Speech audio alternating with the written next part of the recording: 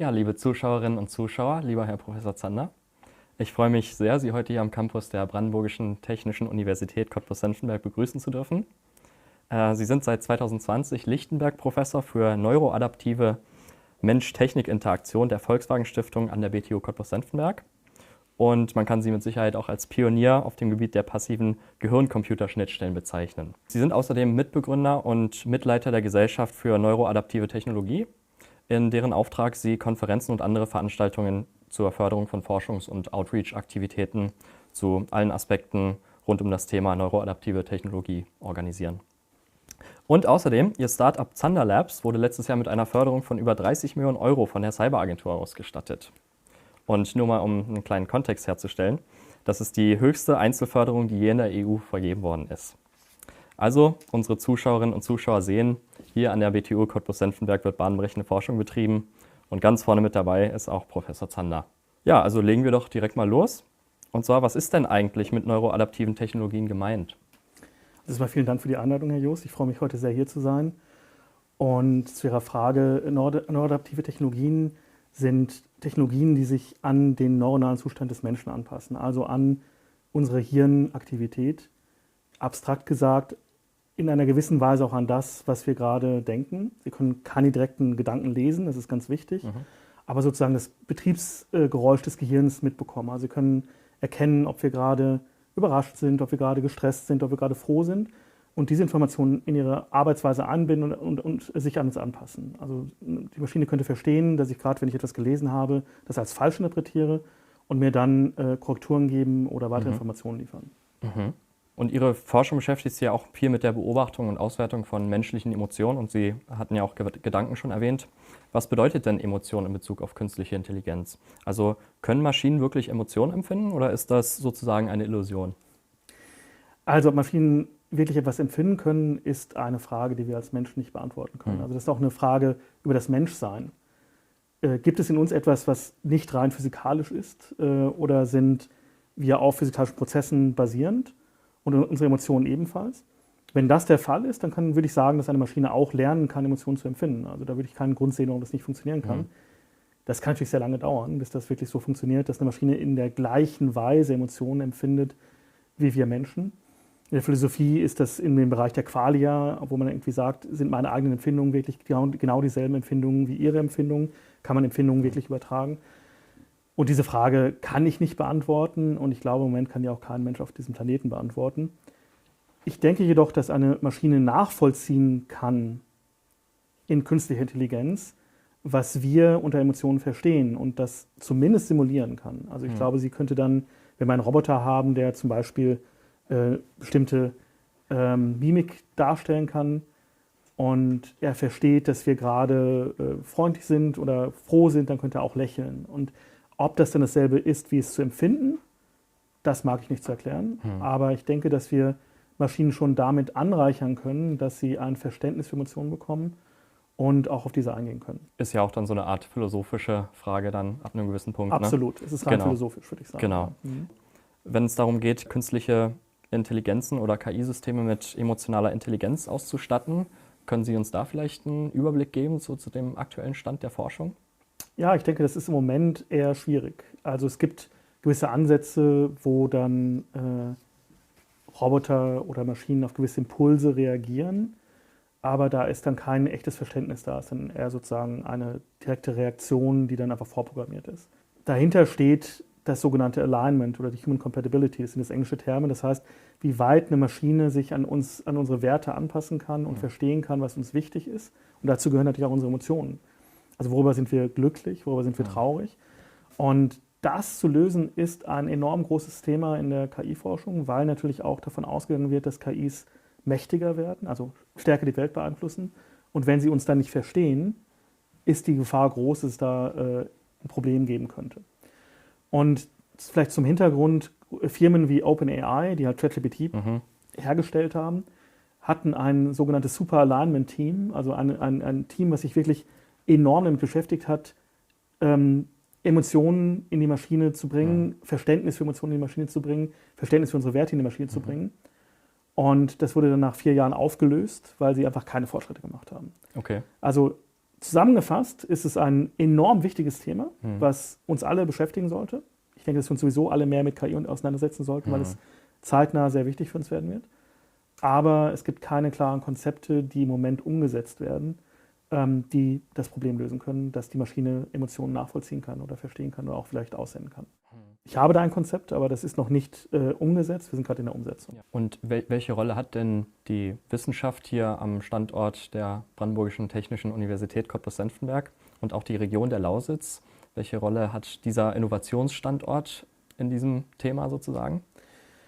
Das ist zweigleisig. Also auf der einen Seite ist es meiner Meinung nach der einzige Ort weltweit, in der wirklich die Interaktion mit KIs über neuroadaptive Systeme fokussiert betrachtet wird. Also wo es wirklich wir haben ja einen Studiengang AI, Artificial Intelligence, der auf Englisch ist, wo es einen Track, also eine Folge von Vorlesungen gibt, die sich wirklich mit dem Thema beschäftigen. Und das ist auch einzigartig, der Studiengang. Genau. Ja, oder gibt es nur ganz wenige? Also der Studiengang an sich gibt es viele, die sich AI nennen, aber dieser Fokus auf die neuroadaptiven Systeme, der ist halt einzigartig, den gibt es, glaube ich, weltweit nicht nochmal.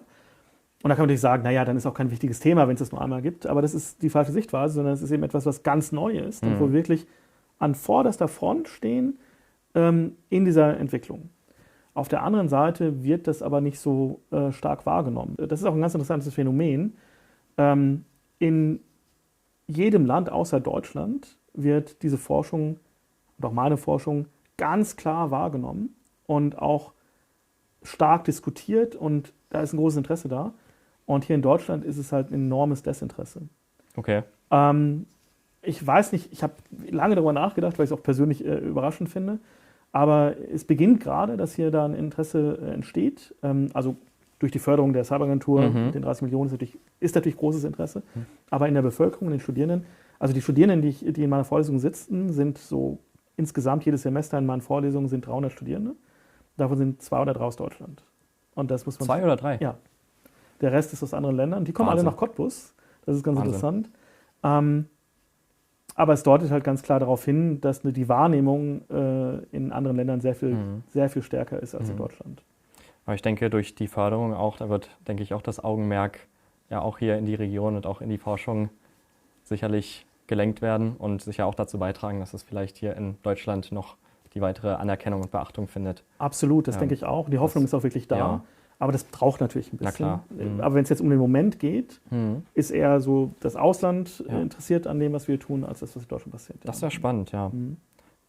Ja, und vielleicht, wenn Sie noch einen Ausblick für die Zukunft geben können, wie sehr wird die künstliche Intelligenz unser Leben in den nächsten 5 bis 10 Jahren, vielleicht 20 Jahren beeinflussen? Wie sehr wird es uns prägen? Wie weit wird sich die emotionale künstliche Intelligenz vielleicht auch weiterentwickeln? Haben Sie da vielleicht ein Gefühl, wie das weitergehen könnte? Ja, ich habe da ein klares Gefühl. Okay. Über Zeiten zu reden ist immer schwierig. Ich habe das in meiner Laufbahn als Wissenschaftler gesehen, wie sich da Leute unglaublich vertan haben. Das ist einfach so komplex, das kann man nicht vorhersehen. Aber ich denke, wenn man so sagen könnte, wir haben natürlich unterschiedliches Alter, aber in unserer Lebenszeit werden wir massive Veränderungen sehen, die in fast allen Bereichen unseres Lebens stattfinden werden. Das ist das, was ich mit Tsunami meine, wenn so ein Wirbelsturm auf uns zukommt. Aber warum? Also die Frage ist, was wird sich verändern und wieso verändert sich das? Und diese KIs werden eine neue Perspektive auf die Welt mitbringen. Und sie werden in unser Leben kommen, wie wir uns vielleicht Aliens vorstellen, die auf diesen Planeten kommen. Die sind eben handlungsfähig, können die Welt verstehen, aber sehen die Welt vermutlich doch anders, als wir es tun. Und die werden eben auch fähig sein, auf ähnlicher Ebene zu handeln, wie wir das können. In manchen Dingen werden sie besser sein, in manchen Dingen werden sie schlechter sein. Und die sind auf einmal da. Also man muss sich das mal vorstellen, auf einmal kommt hier eine neue Spezies auf diesem Planeten. Und die ist dann einfach, hat ein Recht hier zu sein, weil sie intelligent ist und Dinge wahrnimmt. Und sie wird einfach da sein und mit uns interagieren. Und da gibt es eine positive Perspektive, dass wir halt sehen, wo wir als Menschen zu dem Wohlergehen des Planeten beitragen können und wo dann die Maschinen zum Wohlergehen des Planeten beitragen können. Und wenn wir diese Kommunikation hinbekommen, wo unsere BCIs auch zu beitragen werden, dass wir ein Verständnis füreinander entwickeln, können wir positiv zusammen an dem arbeiten, was unser Leben schön macht. Aber natürlich ist das zu positiv gedacht. Es wird natürlich missbraucht werden. Also es wird jetzt schon missbraucht. Also die politische Lage in Deutschland ist so angespannt, weil so viele Fake News draußen sind. Und das wird natürlich über KI schon geregelt. Das ist aber der erste seichte Anfang. Wir haben von Cambridge Analytics gesehen, wie Wahlen beeinflusst werden können, ohne große KI-Einflüsse. Das heißt, wir müssen auch vorsichtig sein. Also wir werden in allen Bereichen, im Negativen wie im Positiven, sehen, dass KIs Konsequenzen haben werden. Ich glaube, das ist das, was wir verstehen müssen. Unser Handeln hat Konsequenzen. Im Moment hat das Handeln von Maschinen, was autonom ist, keine großen Konsequenzen. Also es passiert, kommt immer mehr, aber es ist immer noch ein Mensch dahinter. Wir sagen auch immer, der Mensch muss entscheiden. Das wird komplett weggehen. Also wir werden Maschinen haben, die komplett autonom Entscheidungen treffen. Und dann werden sie auch komplett autonom Konsequenzen verantworten müssen. Und das ist natürlich enorm schwierig, wenn man sich eine Gesellschaft vorstellt. Auf einmal gibt es da eine neue Entität, die auch was machen kann. Und das müssen wir halt lernen. Und da müssen wir, also wenn ich das mal so sagen darf, als Gesellschaft einfach mal aufhören, so einen Blödsinn zu diskutieren, den wir die ganze Zeit machen. Also wir unterhalten uns gerade, welche Politiker welche Hose getragen hat und reden uns darüber auf. Wir müssen uns damit beschäftigen, dass uns da diese Herausforderungen bevorstehen.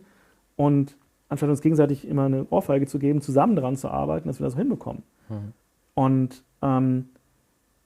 wenn wir das dann schaffen, dann haben wir sicher einen Anteil von dieser positiven Situation, dass wir gemeinschaftlich mit Maschinen Probleme lösen können, die wir vorher nicht lösen konnten, sodass unser aller Leben besser wird. Also ich glaube, auf der langen Perspektive wird das genau darauf hinausgehen. Es wird da so ein paar Hin und Hers geben, wo wir wie bei allen neuen Technologien Probleme haben werden und uns dann darüber ärgern, aber letztendlich auf die lange Perspektive werden wir Probleme lösen können, die wir im Moment nicht lösen können. Also ich glaube, gemeinschaftlich mit KIs und menschlicher Intelligenz können wir enorm dazu beitragen, dass Probleme wie der Klimawandel oder eben auch der Welthunger oder was auch immer oder Gleichverteilung in der Gesellschaft auf eine Weise gelöst wird, wie wir es uns gerade vorhin nicht vorstellen können. Ich glaube nicht, dass die KIs das alleine machen werden. Ich glaube, dazu fehlt ihnen einfach das Verständnis. Aber wenn wir lernen, mit denen zusammenzuarbeiten und unsere beiden Formen von Intelligenz zusammenzubringen, habe ich da ein ganz großes Vertrauen. Und das ist auch ein Hauptmotivator für meine eigene Forschung. Ja, das ist schön, dass da auch eine gewisse Hoffnung mitschwingt. Und eins ist bestimmt sicher, dass die künstliche Intelligenz unser Leben sehr stark beeinflussen wird in den kommenden Jahren und Jahrzehnten. Und ich denke, wir könnten uns noch ganz, ganz lange über das Thema unterhalten, weil es einfach total spannend ist. Aber das ist ja vielleicht auch ein gutes Schlusswort. Deswegen würde ich mich gerne nochmal bei Ihnen bedanken für die Zeit und für das total spannende Gespräch. Sehr gerne, ja. Und auch bei unseren Zuschauerinnen und Zuschauern. Und wünsche Ihnen alles Gute bei Ihrer Forschung und bis zum nächsten Mal. Vielen Dank für die Einladung und Ihnen auch alles Gute.